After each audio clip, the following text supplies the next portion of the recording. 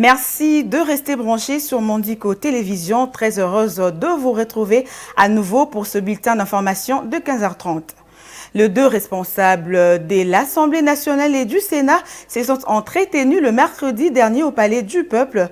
Christophe Mbosoko Diapwanga de la Chambre basse du Parlement et Modeste Bahati Lukwebo de la Chambre haute ont échangé sur le préparatif de la dernière session législative de la mandature pour éviter des arriérés législatives. Les détails avec Ranta Luila. L'évaluation à mi-parcours des vacances parlementaires et les préparatifs de la dernière session de la mandature étaient au centre des échanges entre les présidents de deux chambres du Parlement, Christophe Mbosoko Diapwanga de l'Assemblée nationale et Modeste Bahati Lukwebo du Sénat au Palais du Peuple. Selon Bahati Lukwebo, président de la Chambre haute du Parlement, il est question de passer en revue toutes les matières restées en suspens afin de se rattraper. Nous avons fait une évaluation mi-parcours des vacances parlementaires, mais aussi préparé la dernière session de la mandature. Ce sera la dernière et donc nous devons passer en revue toutes les questions qui sont restées en suspens pour que nous puissions nous rattraper au cas où il y a des matières essentielles qui restent encore en souffrance. Mais aussi, nous venons de vivre un événement de portée internationale, c'est la francophonie. Je pense que vous et moi, nous avions quelques doutes au départ lorsque les experts passaient ici pour nous dire que les conditions ne sont pas réunies, qu'elles ne seront pas réunies. Mais nous avons été tous surpris agréablement de voir que le président de la République, Félix-Antoine Tshisekedi Tshilombo, c'est un homme qui connaît ce qu'il est en train de faire. Et donc, il avait l'assurance, il avait la maîtrise de la situation. Il savait ce qu'il était en train de faire et ça a été vraiment la joie de tout le peuple congolais de constater que la francophonie a été une grande réussite. Pour sa part, le président de la Chambre basse du Parlement, l'honorable Christophe Mbosso, est revenu sur la tenue de la 9e édition de Jeux de la francophonie, mais aussi de la santé de l'Union sacrée de la nation. L'Union sacrée se porte bien, à telle enseigne qu'à la sortie officielle, vous avez vu la marée humaine qui était au stade. C'est une preuve que l'Union sacrée se porte bien. Les structures de l'Union sacrée, vous avez 6 membres du présidium, vous avez la conférence des présidents, et maintenant nous sommes en train de travailler pour mettre en place les secrétariats permanents de l'Union sacrée pour la francophonie. Je confirme ce que mon collègue a dit, mais j'ajoute, je renchéris, en fait, bravo au chef de l'État pour le grand succès pour la francophonie. La francophonie, de par son organisation et par le succès, a hissé très haut notre pays. Les deux responsables de l'Assemblée nationale et du Sénat ont passé en revue la situation sécuritaire dans la partie est de la RDC, avant de saluer les avancées enregistrées dans le processus électoral. Occasion pour eux d'appeler les différentes parties prenantes à se préparer pour les élections. Conformément à la Constitution de la République, les élections générales doivent se tenir au mois de décembre de l'année en cours et la session qui s'ouvrira au mois de septembre jusqu'au mois de décembre sera la dernière de la mandature de l'ère Félix Tshisekedi. La date prévue pour la tenue de la table ronde sur l'évaluation de l'état de siège dans les provinces du Nord Kivu et de l'Ituri est finalement fixée du 14 au 16 août prochain. Ceci a été confirmé dans une correspondance du Premier ministre Jean-Michel Sama-Lukonde adressée au président de l'Assemblée nationale et du Sénat. Suivez le détail.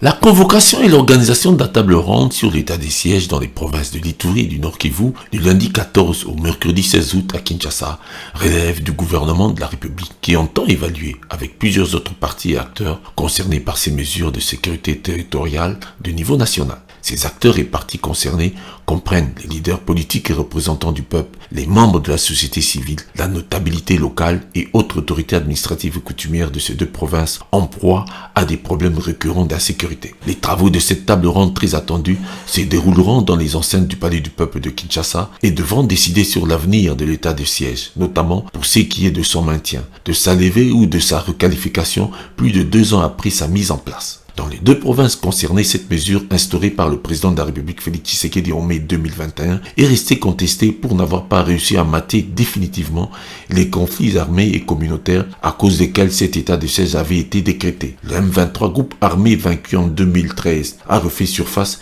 et commet encore des exactions avec un soutien et des appuis du Rwanda voisin que ne cache plus ses ambitions d'annexer une partie du territoire congolais, et cela sous la complicité d'une large opinion internationale et même africaine. Ce qui n'aurait pas dû durer en termes d'arrangement à l'amiable via les pourparlers de Luanda et de Nairobi semble démontrer l'étendue d'un complot bien plus ancien et tentaculaire contre la RDC. Si dans l'opinion, le bilan de l'état de siège est critiqué, le président de la République, lui, pour sa part, s'est félicité que la mesure ait permis de mobiliser des recettes dans les deux entités et laisser tomber les voiles sur beaucoup d'autres vérités cachées quant aux véritables raisons d'insécurité dans le pays. Manifestation ce jeudi 10 août 2023 à Goma, au Nord Kivu, de membres de la Fédération nationale des artisans, petites et moyennes entreprises congolaises. Ils s'opposent à la méthode utilisée par les services de regroupement des taxes et impôts. Dans leur marche des colères, ils ont arpenté les rues de Goma jusque devant le cabinet du gouverneur Constant Ndima, où ils ont déposé leur mémo auprès du directeur du cabinet du chef de l'exécutif provincial qu'il a reçu en son nom. Suivez. Banderole en main, mobilisés comme un seul homme, les commerçants de Goma ont manifesté ce jeudi leur ras-le-bol face à la méthode utilisée pour recouvrer l'impôt. Réunis au sein de la Fédération nationale des artisans, petites et moyennes entreprises congolaises FENAPEC en sigle, les commerçants ont pris la destination du cabinet du gouverneur militaire Constant Ndima pour déposer leur mémo. Les difficultés que traversent les opérateurs économiques dans le secteur artisanal, petites et moyennes entreprises, sont tellement nombreuses à la province du Nord Kivu. Ainsi, nous sollicitons, Excellence, Monsieur le Gouverneur, aux banques, la suppression des frais liés au paiement des impôts, au gouvernement central de nous autoriser la perception par la Banque centrale de ces impôts. Et aussi, nous sollicitons que le contrôle de l'économie se fasse dans nos entreprises et nos circonvocations. Au point de chute, Ovide Pierre Lité, le directeur du cabinet du gouverneur, a reçu le mémo au nom de son chef. Il a promis de transmettre le courrier à son chef et tenter d'apaiser la colère des manifestants. J'ai bien entendu au nom de l'autorité ce que vous avez évoqué. Alors certains points qui sont de compétence de la province, l'autorité fera de son mieux pour que des solutions solides et des solutions pérennes soient prises dans le plus proche des règles.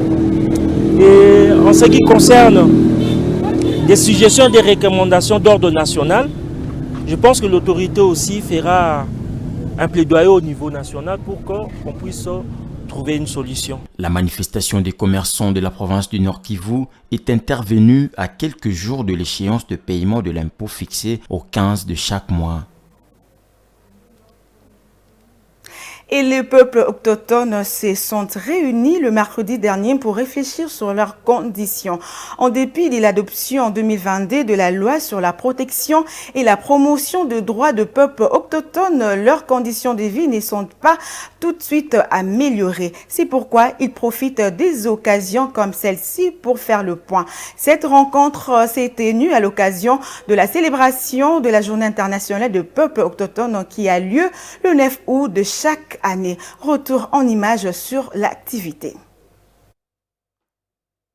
4 émissions organisées dans 6 radios. C'est en novembre 2022 que le chef de l'État Félix-Antoine Tshisekedi a promulgué la loi sur la protection et la promotion des droits des peuples autochtones. En ce moment-là, les peuples autochtones ont crié victoire, mais près d'une année après, leurs conditions n'ont pas beaucoup changé en dépit de l'existence de cette loi. Il y a un écart entre ce texte et la réalité quotidienne de cette partie de la population. Ils ne sont pas suffisamment représentés au sein des institutions. Même dans les dernières législatures qu'a connues le pays, on a compté peu ou presque pas de représentants de peuples autochtones à l'hémicycle. Cette question a été abordée à l'occasion de la célébration de la Journée internationale de peuples autochtones qui a lieu le 9 août de chaque année. Lydie Kapinga est spécialiste en éducation et information électorale.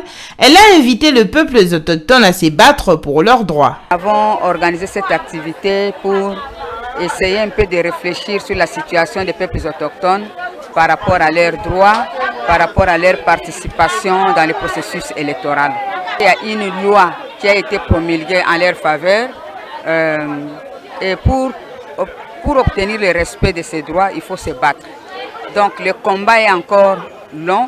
Le PA doit se battre pour se faire respecter ses terres, faire respecter sa situation, être pris en compte dans le processus démocratique et électoral dans notre pays. Pour combler l'écart, l'éducation de cette partie de la population est nécessaire. Faute de moyens, beaucoup d'entre eux n'ont pas accès à une éducation de qualité. Ils ont besoin de la discrimination positive pour accéder à certains avantages.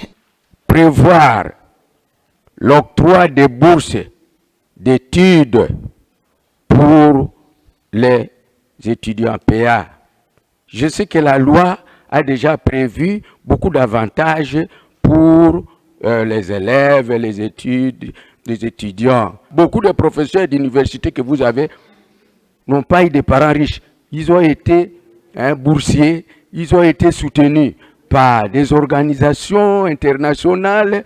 Pourquoi pas pour les étudiants PA aussi? Dotés d'un savoir ancestral inestimable, les autochtones peuvent jouer un rôle important pour le développement du pays. Notons que le peuple autochtone représente 476 millions de personnes réparties dans 90 pays. Bien qu'il ne représente que 5% de la population mondiale, il constitue aujourd'hui 15% des individus les plus marginalisés de la planète.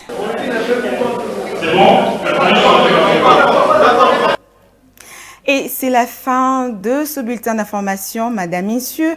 Merci de l'avoir suivi. Bonne fin de journée et de semaine à tous. Au revoir.